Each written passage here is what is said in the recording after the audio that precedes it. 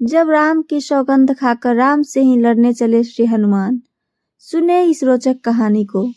पूरी कहानी को सुनने से पहले चैनल को सब्सक्राइब और वीडियो को लाइक करना ना भूलें। अब आइए सुनते हैं।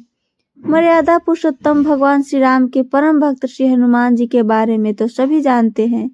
यह भी जानते हैं कि दशरथ नंदन राम हनुमान के हृदय में बसते हैं। लेकिन क्या आपको यह पता है कि एक बार पवनसुत हनुमान श्री राम जी से ही लड़ने पहुंच गए थे। हो सकता है यह जानकर आपको हैरानी हो, लेकिन यह सत्य है और इस घटना का जिक्र श्री राम कथा में भी सुनने और पढ़ने को मिलता है। लेकिन इससे भी ज्यादा हैरान करने वाली बात यह है कि पवनसुत जब श्री राम से लड़ने के लिए तैयार हुए तो उन्होंने सौगंध भी मर्यादा पुरुषोत्तम राम की ही ली।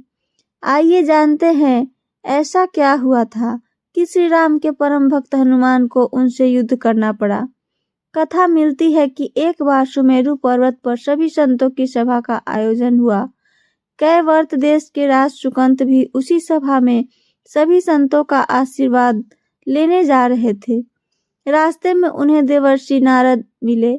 राजा सुकंत ने उन्हें प्रणाम किया।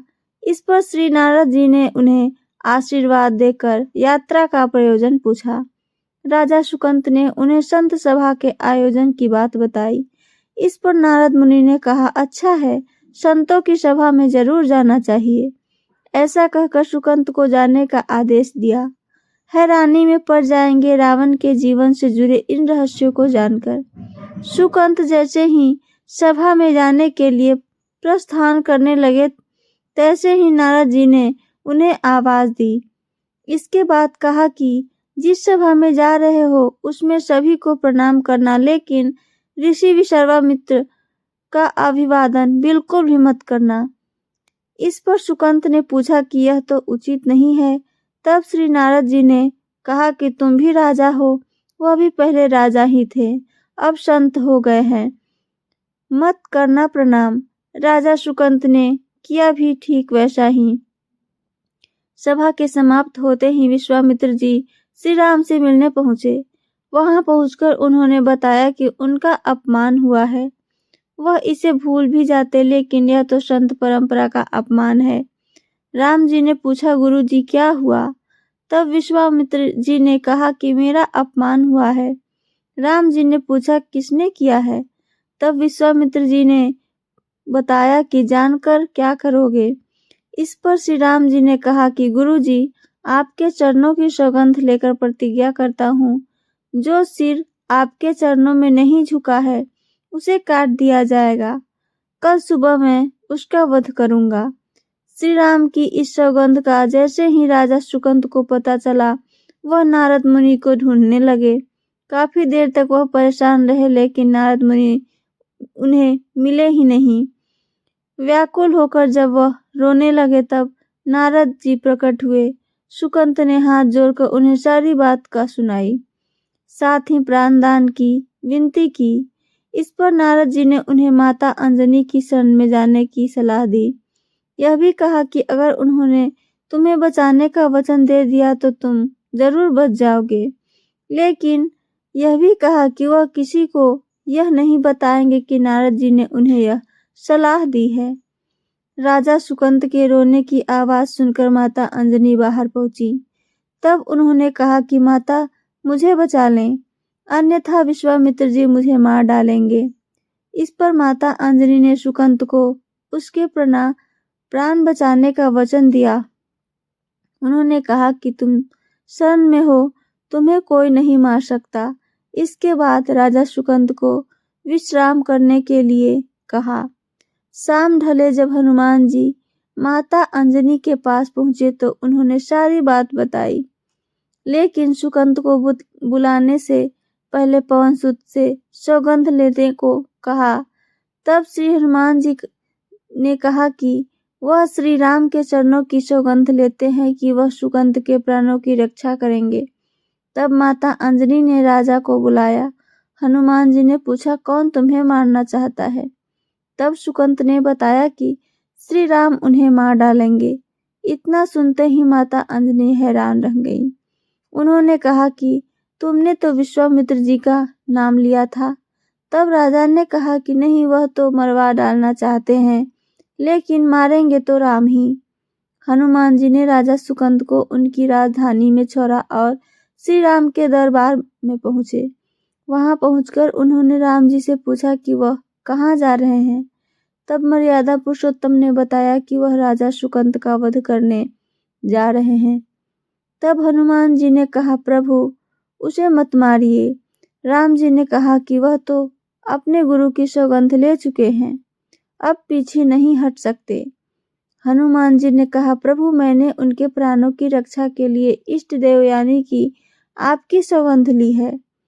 तब राम जी कहते हैं कि ठीक है, तुम अपना वचन निभाओ, मैं तो उसे मारूंगा। हनुमान जी राजा सुकंद को लेकर पर्वत पर पहुंचे और राम नाम का कीर्तन करने लगे। उधर राम जी राजा सुकंद को मारने के लिए उनकी राजधानी पहुंचे, लेकिन वह नहीं मिले तो वह उन्हें ढूंढते हुए पर्वत पर पहुंचे। वहां हनुमान राम मंत्र का जप कर रहे थे। राम जी को देखते ही सुकंद डर गए। उन्होंने कहा कि अब तो राम जी उसे मार ही डालेंगे। वह बार बार हनुमान जी पूछने की बच जाएंगे हम। तब उन्होंने कहा कि राम मंत्र का जप करते रहो और निश्चिंत रहो, भगवान नाम पर पूरा भरोसा रखो। लेकिन वह काफी डरे हुए थे, तो हनुमान जी ने सुकंद को राम नाम मंत्र के घेरे में बिठा दिया। इसके बाद राम नाम जपने लगे। राम जी ने राजा सुकंद को देखकर जब बाण चलाना शुरू किया तो वह राम नाम के मंत्र के आगे विफल हो जाते।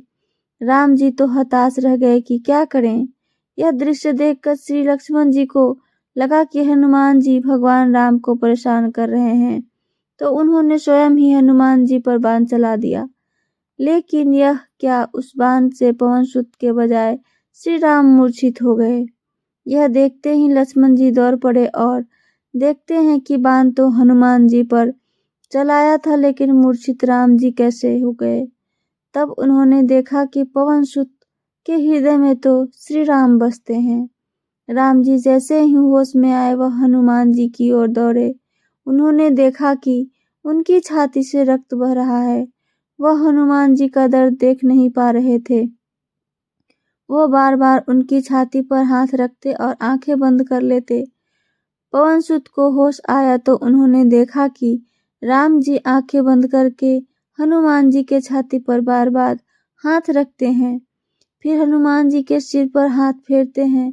तब पवनसुत ने सुकंद को पीछे से निकाला और उसे अपनी गोद में बिठा लिया। तभी राम ने फिर से हनुमान जी के माथे पर हाथ फेरा, लेकिन इस बार वहां पवनसुत की जगह राजा सुकंद थे।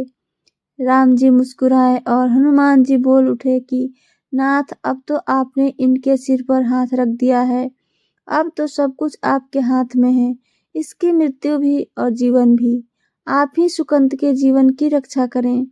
राम जी ने हनुमान जी से कहा कि जिसे तुम अपनी गोद में बिठा लो उसके सिर पर तो मुझे हाथ रखना ही पड़ेगा, लेकिन गुरु जी को क्या जवाब देंगे।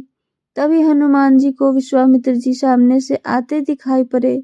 उन्होंने राजा सुकंद से कहा कि जाओ, तब प्रणाम नहीं किया तो क्या हुआ, अब कर लो। राजा ने दौड़कर विश्वामित्र जी का अभिवादन किया।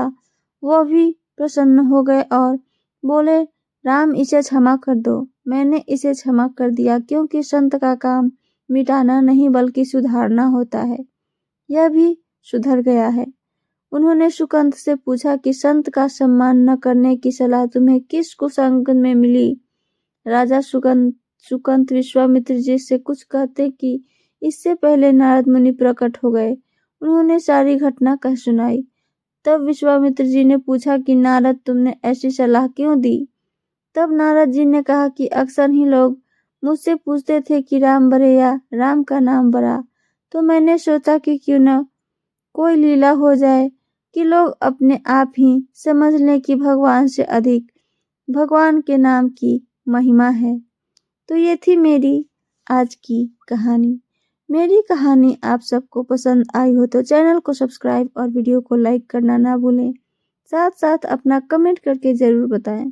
सुनने के लिए धन्यवाद दोस्तों। जय श्री राम।